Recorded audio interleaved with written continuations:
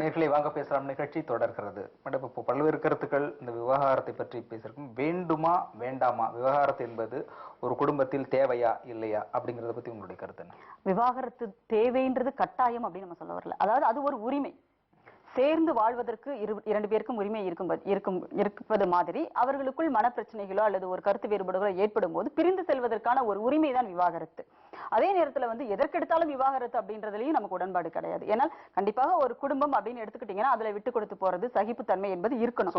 ஆனால் அது இரண்டு பேருக்குமே இருக்கணும் அப்படின்றத நம்ம சொல்ல வரோம். இரண்டு பக்கமுமே அந்த புரிதல் இருக்கணும். விவாகரத்து அப்படிங்கிறது ஒன்று இருக்க வேண்டும். ஏன்னா அது அவர்களுடைய உரிமை. அதாவது இதைதான் லெனின் அவர்கள் சொல்லும்போது என்ன சொன்னார் அப்படின்னா, தேசிய இனங்களின் உரிமையை அவர் பேசும்போது இதையும் சேர்த்துதான் அவர் மேற்கோள் காட்டி பேசியிருக்கிறார். அதாவது எப்படி தேசிய இனங்கள் பிரிந்து போகின்ற உரிமையோடு அவர்கள் தேசிய இனங்கள் சேர்ந்து இருக்கணும் அப்படின்ற ஒரு இது இருக்கும். அதே மாதிரி பிரிந்து போகின்ற உரிமையோடு தான் இவர்கள் சேர்ந்து வாழ்கிறார்கள் அப்படின்றதான் உண்மை. தொடர்ந்து சார், விவகாரத்து இருக்கணுமா வேண்டாமா? இந்த விவாகரத்தால் தானே செய்யறாங்க. விவாகரத்துன்றது நம்முடைய கலாச்சாரம் முதல்ல கிடையாது. ஃபர்ஸ்ட் விவாகரத்துன்றது நம்முடைய இந்திய நாட்டிலயோ தமிழ்நாட்டிலயோ இந்த விவாகரத்து நம்முடைய கலாச்சாரம் கிடையாது. இது ஒரு மேலை நாடுல ஆங்கிலேயர்கள் நம்ம ஆண்ட போது இந்த டைவர்ஸ்ன்னு அவங்க சட்டம் போட்டப்ப சட்டத்தை கொண்டு வந்தாங்க. அதாவது ஒரு முக்கியமான விஷயம், நீங்க நம்முடைய கலாச்சாரம் வெளிநாட்டில் பார்த்தீங்கன்னா ஒரு பழமொழி சொல்லுவாங்க, my babies and your babies are playing with our பேபிஸ்ன்னுவாங்க. நம்ம நாட்டில் அப்படி கிடையாது. அதாவது ஒருவனுக்கு ஒருத்தி காலங்காலமா ஒருத்தருக்கு ஒருத்தர் புரிந்து கொண்டு ஒருத்தர் அனுசரித்து கொண்டு வாழ்ற நம்ம கலாச்சாரம்.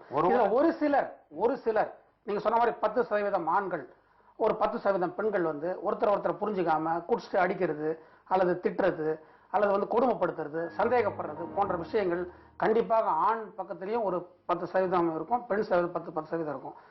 இந்த 10% பேர்னால மீதி 90% பேர் இந்த டைவர்ஸ்ன்ற பாதைக்கு போகக்கூடாது. முதல்ல இந்த டைவர்ஸ்ல என்ன சட்டம் கொண்டுறோம்னா, ஆனா அதுல இருக்கு 1 வருஷம் டைம் எல்லாம் கொடுக்குறாங்க அவங்க அதை புரிஞ்சுக்கிறது. ஆனா அதெல்லாம் பண்றது கிடையாது. இப்போ டைவர்ஸ்னா டைவர்ஸ் அவர் வந்துடுறாங்க அப்படியே. இந்த டைவர்ஸ்ன்றது எனக்கு தெரிஞ்சு ஒழிக்கப்படணும். ஃபர்ஸ்ட் அது எப்படின்னா, ஒரு தற்காலிகமா ஒரு 6 மாசம் 1 மாசம் வேணா அந்த டைவர்ஸ் கொடுக்கலாமே தவிர இந்த 2 பேர் நிரந்தரமா பிரிக்கிறதுன்றதை ஏற்றுக்கொள்ள முடியாது. தற்காலிகமான டைவர்ஸ் இது புது விஷயமா இருக்கு. ஆமா, ஒரு ஆண்டு காலம் நான் ஒரு ஆண்டு காலம் ஒருத்தருக்கு ஒருவேளை 6 மாசம் கழிச்சு அந்த புருஷன் அந்த மனைவிக்கு பிடிக்கல. நீங்க போன உடனே 2 பேரையும் பிரிச்சு நீ உங்க வீட்டுக்கு டைவர்ஸ் பண்றது எனக்கு விருப்பம் கிடையாதுங்க. டைவர்ஸ் நான் ஆதரிக்கலாம். டைவர்ஸ் நம்முடைய கலாச்சாரம் கிடையாது. நீங்க சொல்றது அதை சொல்லுங்க. எந்த கலாச்சாரம் விவாகரத்தை அனுமதிக்கல சொல்லுங்க. நம்ம விவாகரத்துன்றது நம்முடைய தமிழர் முறையில் இருந்திருக்க முன்னாடி எப்ப இருந்திருக்கு விவாகரத்து? இந்த விவாகரத்தை வச்சு சங்க இலக்கியத்துல விவாகரத்து சொல்லிருக்காங்கன்னா ஏதாவது சொல்லுங்க, உதாரணம் சொல்லுங்க. விவாகரத்து எங்க இருக்குது? விவாகரத்து சேரர் காலத்துல இருந்தா, சோழர் காலத்துல இருந்தா, இல்ல பாண்டியர் காலத்துல இருந்தா? விவாகரத்துன்றது நம்ம முதல்ல கிடையவே கிடையாது. புரியுதா உங்களுக்கு? என்னன்னா ஒருத்தர் புரிஞ்சு முன்னெல்லாம் எப்படின்னா ஒரு 90% புரிஞ்சுக்கிறாங்க ஒருத்தர் இல்ல 10% புரிஞ்சாம இருந்தாங்க. மாறிட்டு வர்றதா மனிதர்களுடைய அப்ப இருந்ததா? நீங்க மன்னர் காலத்தை பத்தி உதாரணம் சொல்றீங்க. விவாகரத்து மன்னர் காலத்தில் இல்லை, அதற்கான குறிப்புகள் பெரும்பாலும் சொல்லப்படல, இருந்திருக்கலாம். ஆனால் மன்னர் காலத்துல தான் ஒரு மன்னன் எத்தனை மனைவி என்றவன் வைத்துக் கொள்ளலாம் என்ற முறை இருந்தது. ஒரு ஆண் எத்தனை திருமணம் செய்து கொள்ளலாம் என்கின்ற கலாச்சாரம் இருந்தது. அதே போன்று தேவதாசி முறைகளும் இருந்தது. ஒரு ஆண் எத்தனை பெண்ணோடு வேணுமானாலும் இருக்கலாம் என்கின்ற சூழல் அப்போது இருந்தது. அதை மறுத்து நீங்க சொன்ன மாதிரி ஒருவனுக்கு ஒருவன் என்கின்ற கட்டுக்கோப்பின் அடிப்படையில் கூட சட்டம் வந்தது. அப்போ ஆண் எப்படி இருக்க வேண்டும், அதாவது கற்பு என்பது பெண்ணுக்கு எப்படி சொல்லப்பட்டதோ அதே போன்று ஆணுக்கும் சொல்லப்பட வேண்டும் அடிப்படையில் சட்டம் எழுதப்பட்டிருக்கு. ஆக ஒருவனுக்கு ஒரு தீங்கு போயிட்டு இருக்குது. இப்போ இதுல தவறு செய்கின்ற பொழுதோ இல்ல விருப்பம் இல்லை என்கின்ற பொழுதோ அவர்கள் வாழ்க்கை என்பது வாழ்வதற்காக தனக்கு உரிமை இருக்கிறது, அந்த உரிமை நிலைநாட்டுவது சட்டத்தின் மூலமாக பிரிந்து வாழ்கிறார்கள். இதில் என்ன தவறு இருக்க முடியும்? பழைய கலாச்சாரத்தில் இருக்கின்ற ஒரு ஆண் என்ன தவறு செய்தாலும் ஏற்றுக்கொள்ள வேண்டும் என்று நினைக்கிறீர்கள்? என்ன தவறு செய்ய நான் சொல்ல வரல. அதாவது இல்ல அதுதான் நீங்க மன்னராட்சி ஒப்பிடுகின்ற சிறு சிறு காரணங்களுக்காக சிறு காரணங்கள் மன்னராட்சி ஒப்பிட்டு நம்முடைய கலாச்சாரம் இல்லைன்றதுக்காக நான் சொன்னேன். டைவர்ஸ் நம்முடைய கலாச்சாரத்துல கிடையாது. அதுதான் நான் சொல்றேன். நம்ம கலாச்சாரத்துல இருக்கிறத நீங்க ஏத்துக்குவீங்கல்ல. இப்ப காதல் திருமணம் என்பது நம்ம கலாச்சாரத்துல இருக்கிறதா, ஆனா அதையே ஏத்துக்க மாட்டேன்றீங்க. அதாவது நீங்க காதல் இல்ல, அதாவது பழைய கலாச்சாரத்தை நீங்க முழுமையா டைவர்ஸ் இல்லங்கிறத எடுத்துக்கிட்டீங்கன்னா அங்கொன்று சொல்லப்படுது. காதல் நம்முடைய கலாச்சாரம் கிடையாது. உடன்போக்கு என்பது தமிழர்களின் வாழ்வியலோடு ஒன்றிணைந்த ஒன்று சார். நீங்க அது எப்படி இல்லன்னு சொல்லுவீங்க? முருகன் வள்ளி தெய்வானை கல்யாணம் பண்றாரு. எதன் அடிப்படையில்? அதாவது வள்ளி என்கின்ற ஒரு ஆதிவாசி பெண்ணுக்கு சம உரிமை கொடுன்றதுக்காக அந்த புராண கதாபாத்திரத்தமா சொல்லப்பட்ட விஷயம். அந்த ஆண்டவன் முன் அனைவரும் சமன்ற சொல்றதுக்காக அந்த இடத்தில் நான் சொல்ல வர பல்வேறு சொல்லப்பட்ட விஷயம். அந்த இடத்துல அதாவது ராமர் அது ஒரு மனையோட இருந்தார். இல்ல இது இரண்டு திருமணத்துக்காக சொல்லல. அதாவது விருப்பம் இருக்கிறது, முருகனுக்கு விருப்பம் இருக்கிறது. முருகனுடைய தமிழ் கடவுள் அனைவரும் சமன் கருதுன்றதுக்காக புராணத்தில் சொல்லப்பட்ட அப்ப அதை ஏற்றுக்கொள்கின்ற நீங்கள் இப்போது இப்ப செஞ்சா மட்டும் குடும்பம் ராமாயணத்திலேயே பாத்தீங்கன்னா அண்ணலும் நோக்கினால் அவளும் நோக்கினால் தான் அந்த கதையே. அவர்களுடைய அந்த தசரத பொண்ணு பார்த்து தான் கல்யாணம் பண்ணி வச்சாரு. சீதாராமன்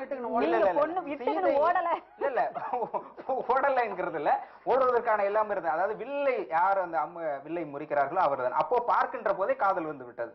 வில்லை முறிக்கிறதுக்கு முன்பாகவே காதல் வயப்பட்டிருக்கிறார்கள். அப்போ அந்த காதலோ தெய்வமே ஏற்றுக்கொள்கிறீர்கள். முறித்த பிறகுதான் கல்யாணம் பண்ண முடிஞ்சது தவிர முறிக்கலாம் கல்யாணம் பண்ணிக்க முடியாது.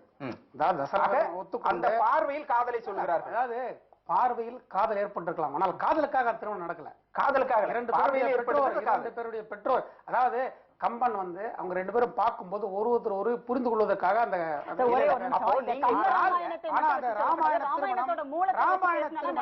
நிச்சயிக்கப்பட்ட திருமணமே தவிர அது காதல் திருமணம் கிடையாது. எப்போது நிச்சயிக்கப்பட்டது?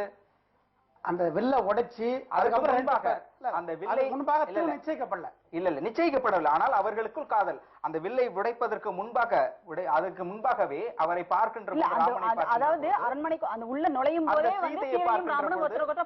அதில் ராமன் கம்பராமாயணத்தில் எழுதுவது கைவண்ணம் இங்கே கண்டேன் கால்வண்ணம் அங்கே கண்டேன் என்று எழுதப்பட்டிருக்கிறது. ஆக முதலில் அந்த வில்லை உடைப்பதற்கு முன்பாகவே அவள் காதல் வயப்படுகிறாள். அதில் அவள் விருப்பப்படுகிறாள். அதிலேயே அவளுடைய விருப்பம் இருக்கிறது. அதன் பிறகு உடைத்த பிறகு தன்னுடைய விருப்பம் நிறைவேறுகிறது. ஆக காதல் திருமணம் என்றுதான் அதை ஏற்றுக்கொள்ள முடியும். இல்ல இன்னொரு நம்ம கலாச்சாரத்தில் வந்து நாராயணன் வந்து ராம அவதாரம் எடுக்கிறார். சீதை நம்மளுடைய எல்லாமே வந்து எந்த கலாச்சாரத்தை வந்து விவாதம் அதை பற்றி இல்ல. இப்போ இன்னொரு விஷயம், இந்த விவாகரத்து அப்படிங்கறதுல விஷயத்தில் முக்கிய காரணமாக சொல்லப்படுவது பொருளாதார ரீதியில் பெண்கள் ஆண்களை விட அதிகமாக சம்பாதிக்கின்ற அந்த குடும்பத்திலும் விவாகரத்து அதிகமாக இருக்குன்னு சொல்லப்படுகிறது.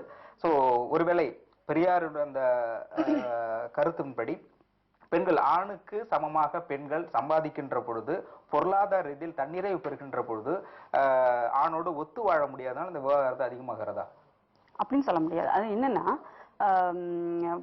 பண்டைய காலங்களில் நீங்க பாத்தீங்கன்னா இதற்கு முந்தைய காலகட்டத்தில் பாத்தீங்கன்னா பெண்களுக்கான உரிமைகள் மறுக்கப்பட்ட போது பெண்களுக்கு வந்து கல்வி உரிமை கிடையாது, எதுவுமே கிடையாது. அந்த வீடு மட்டும்தான் அவளுடைய உலகமாக இருந்தது. அந்த நேரத்தில் வந்து தனக்கான ஒரு முடிவுகளை எடுப்பதற்கோ சிந்திப்பதற்கோ இவளுக்கு தனிப்பட்ட ஒரு சிந்தனையே தேவையில்லை. கணவனுடைய சிந்தனை எதுவோ கணவனுடைய விருப்பங்கள் எதுவோ அதை நிறைவேற்றுபவளாக பெண் இருக்க வேண்டும் அப்படின்றதான் வந்து காலங்காலமாக கிட்டத்தட்ட 2000-3000 எத்தனையோ ஆண்டுகளாக வந்து வழி வழியாக பெண்களுக்கு அறிவுறுத்தப்பட்டு அவங்க புத்தியில ஏற்றி வைக்கப்பட்ட ஒண்ணா இருந்தது. அந்த பட்சத்தில் வந்து பெண்களுக்கு இப்படிப்பட்ட சிந்தனைகள் வருவதற்கான வாய்ப்புகளும் இல்லை அங்க. ஆனால் எப்ப வந்து பெண் வந்து படித்து தன்னுடைய சுய சிந்தனையால் வந்து சிந்திக்க ஆரம்பிச்சாலோ அப்பவே வந்து அவளுக்கு தன்னுடைய சுயமரியாதையை பற்றிய ஒரு எண்ணம் வருது அந்த இடத்துல. அப்ப தன்னுடைய சுயமரியாதை பாதிக்கப்படுகின்ற நேரத்தில் அதை எதிர்க்க வேண்டிய ஒரு சுயமரியாதைன்னு சொல்றீங்க. சுயமரியாதை என்ன சொல்றீங்க? அதாவது அவளுடைய இருத்தல் வந்து அங்கே வந்து பாதிக்கப்படும் போது இப்ப வந்து நீங்க எதை சுயமரியாதைன்னு சொல்றோம் அப்படின்னா ஆணுக்கு வந்து ஆணுக்கு போலவே ஆண் எந்த விதமான உரிமைகளோடு இங்கே வந்து இருக்கிறானோ அந்த உரிமைகள் தனக்கும் வேண்டும். சுயமரியாதைன்னு குறிப்பாக ஒரு இப்போ ஒரு ஆண் பெண் இருக்கிறாங்கன்னா குறைந்தபட்சம் அவர் போகின்ற பொழுது அவர் ஒரு மனிதனாக நடத்தப்பட வேண்டும். உள்ள போட்டனா வாங்கன்னா திருப்ப சரி உட்காருமா அந்த ஒரு மரியாதை கொடுக்கப்பட வேண்டும். நீ பொண்ணு தானே நினைக்கலாம் பொடி அப்படிங்கிற அந்த ஏக வசனம் இல்லாமல்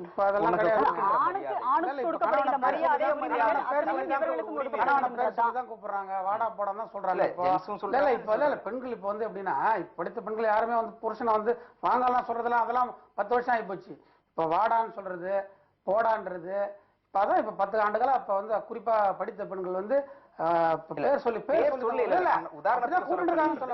அவளுக்கு என்று ஒரு வாழ்க்கை இருக்கிறது. வாழ்க்கை முறை இப்போ உள்ள லேட்டஸ்ட் இருந்தா கூட வேலைக்கு போயிட்டு வர்றாங்க, ரொம்ப டயர்டா தூங்கிட்டு இருக்கும் பொழுது நான் கணவன் வந்துட்டு பண்ணணும் அது மாதிரி சொல்ல முடியாது. ஸோ தூங்குற பொழுது அதுக்கான டைம் கொடுக்கணும். இல்லைங்கிற சுயமரியாதை அவள் வாழ்கின்ற பொழுது அவளுக்கான விருப்பத்தை நிறைவேற்றுகின்ற அவள் உரிமையை தலையிடாதற்கு சுயமரியாதை இருக்கிறது.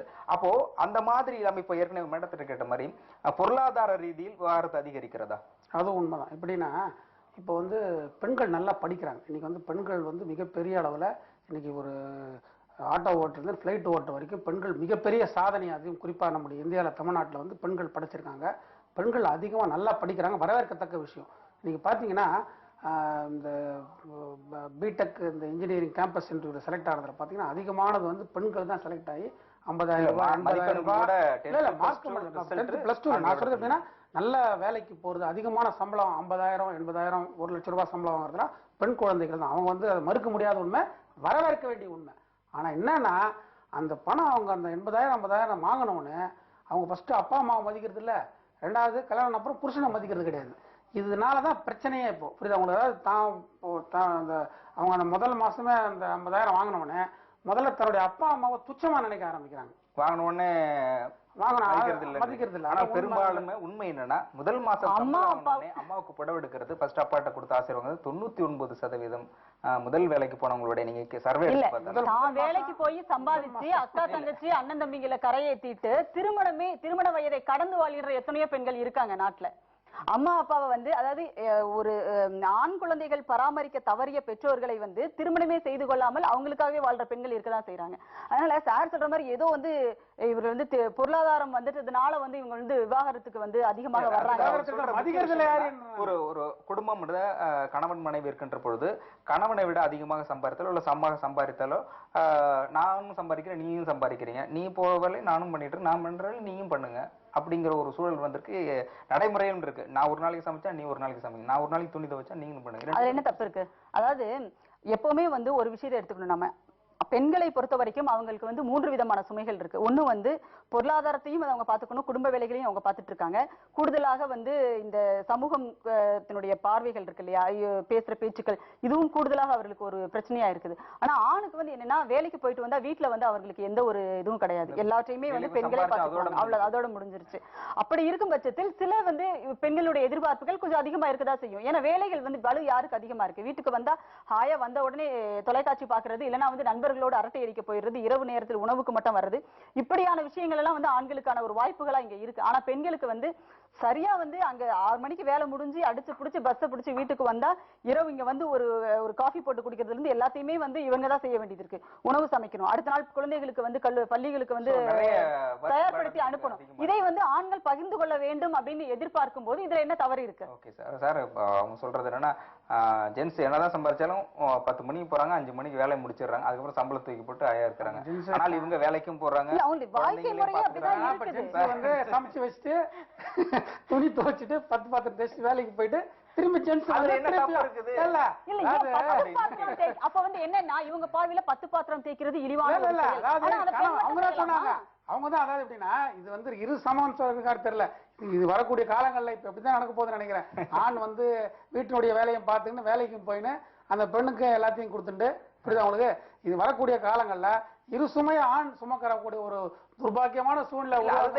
அதாவது இவங்க என்ன நினைக்கிறாங்கன்னா பெண் உரிமை பேசினாலே ஆண்களுக்கு அப்படியே எதிரா பேசுறோம். இது ஒரு விதமான ஆண் ஆதிக்கம், இப்ப பெண் ஆதிக்க சமுதாயமா மாறிட்டு இருக்கு. இது ரொம்ப அதாவது போற போக்க பார்த்தா ஆண்கள் வந்து கொத்தடிமை நடத்தப்படுவாங்க. இத்தனை காலமா பெண்கள் இந்த வேலையை செஞ்சுட்டு இருக்கும் போதெல்லாம் இவங்களுக்கு இது தோணல. ஆனா எப்பவோ ஒரு தடவை எங்கோ ஒரு இடத்துல ஒரு ஆண் செய்யும் போது மட்டும் இவங்களுக்கு ஆண்கள் மட்டும் எல்லாம் செஞ்சு ஒரு வீட்டு டிவி பாக்குறது மட்டும் தான் உங்க வேலை. நீங்க வந்து அதாவது தண்ணி குடுத்தா போனாங்க 8 மணி மட்டும் தூங்கலாம் புரியுதா உங்களுக்கு? இல்ல குடும்பம் 6 மணிக்கு எழுந்துன்றதுக்கு தண்ணி குடுத்தம் போடுது இவங்க. வீட்டு வேலை செய்யறது அப்படின்னு ஆரம்பிச்சா அது ஒரு கொத்தடிமை அப்படின்றீங்க. அப்ப ஆண்கள் மட்டுமே செய்யக்கூடிய சூழ்நிலை. ஆண் வீட்டு வேலையும் செஞ்சுக்கின்னு வேலைக்கு போயின்னு பெண்ணுக்கு வேண்டிய எல்லாத்தையும் கொடுத்துட்டு அதாவது ஆண் தான் 2 சுமையை சுமக்கக்கூடிய சூழ்நிலை உருவாகிட்டு வருது நான் சொல்றேன். அப்ப பெண்கள் அதாவது இதே வந்து பெண்களுக்காக இவங்க பெண்கள் வந்து 2 சுமைகளே இல்ல பல சுமைகளை சுமக்கும் போதெல்லாம் வந்து எதுவுமே இவங்களுக்கு வந்து தோணல. ஆனால் ஒரு ஆண் வந்து இப்போ ஏதோ வீட்டு வேலைகளே கொஞ்சம் அதுல வந்து அப்படியே மாறிட்டாங்க அப்படின்லாம் சொல்ல முடியாது. எங்கோ ஒரு இடத்துல யாரோ அதாவது என் வீட்டுக்காரர் காஃபி போட்டு கொடுக்கறதே அவ்வளவு பெருமையாதான் விளம்பரங்கள் பேசுது இல்லையா? அதையும் கூட எப்படின்னா ஒரு தொலைபேசி வழியா ஒரு தொலைபேசியே வராத ஒரு பட்சத்தில் வந்து பேசிட்டு இதையே வந்து விளம்பரப்படுத்திக்கிற ஒரு உலகம் இது.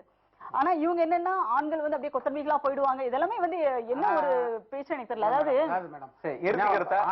அதாவது ஒருவரை ஒருவர் புரிந்து கொள்ளணும். அதான் முதலே சொன்னேன். அதாவது ஒருவரை ஒருவர் புரிந்து கொண்டால் விவாகரத்து. அப்ப எங்க புரிதல் இல்லங்கிறீங்க?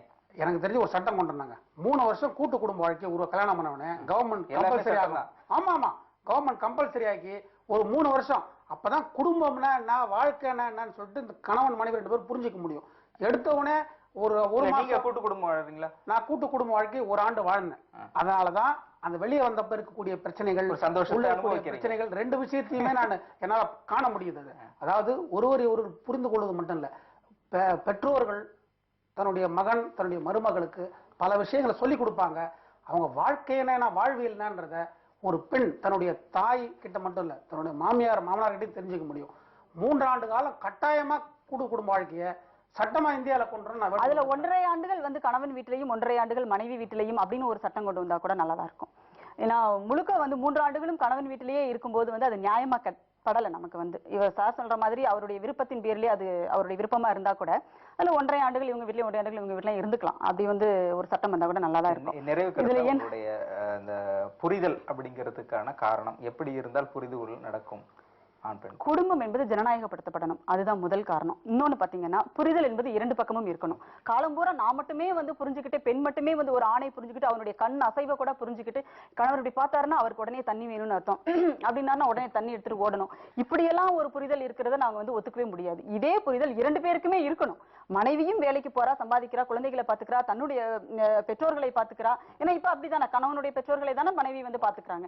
அப்படி இருக்கும் பட்சத்தில் அவளுக்கான ஒரு விட்டு கொடுத்தல்கள், அவளுக்கான ஒரு ஆசாபாசங்கள், தன்னுடைய பெற்றோர் வீட்டுக்கு போகணும், அவங்களுக்கு செய்யணும், அவளுடைய உரிமைகள் என்ன, சுயமரியாதை என்ன, இதையும் வந்து ஆண்களும் மதிக்க கற்றுக்கொண்டால் மட்டும்தான் வந்து இந்த பிரச்சனை வந்து விவாகரத்து வரைக்கும் போகாமல் இருக்கும். உங்களுடைய கருத்துக்களுக்கு நன்றி. நேர்களே, தற்பொழுது குடும்பத்தில் விவாகரத்து பெருகுவதற்கான முக்கிய காரணம் பல்வேறு வகையில் விவாதிக்கப்பட்டதில் குறிப்பாக விட்டு கொடுக்கின்ற கணவன் மனைவிகள் விட்டு பிரிவதில்லை என்ற கருத்து முன்வைக்கப்பட்டது. அதை விடவும் ஒரு கணவன் தனக்கு எது மனைவி செய்ய வேண்டும் என்று எதிர்பார்க்கிறாரோ அதை மனைவிக்கு செய்ய வேண்டும், ஒரு மனைவி தனக்கு எது செய்ய வேண்டும் என்று கணவர் நினைக்கிறாரோ அதை அவருக்கு செய்ய வேண்டும். இப்படி ஒருவருக்கு ஒருவர் புரிதல் தான் நிச்சயம் விவாகரத்து இருக்காது என்பதை பல்வேறு கோணங்களில் எடுத்துரைத்த எழுத்தாளர் உமா அவர்களுக்கும் சமூக ஆர்வலர் பம்மல் சீனிவாசன் அவர்களுக்கும் நன்றி கூறி நிகழ்ச்சியை நிறைவு செய்யும். நன்றி, வணக்கம். வாங்க பேசலாம் நிகழ்ச்சி பற்றிய உங்கள் கருத்துக்களை பதிவு செய்ய news@captainmedia.in என்ற மின்னஞ்சல் முகவரியை பயன்படுத்தவும்.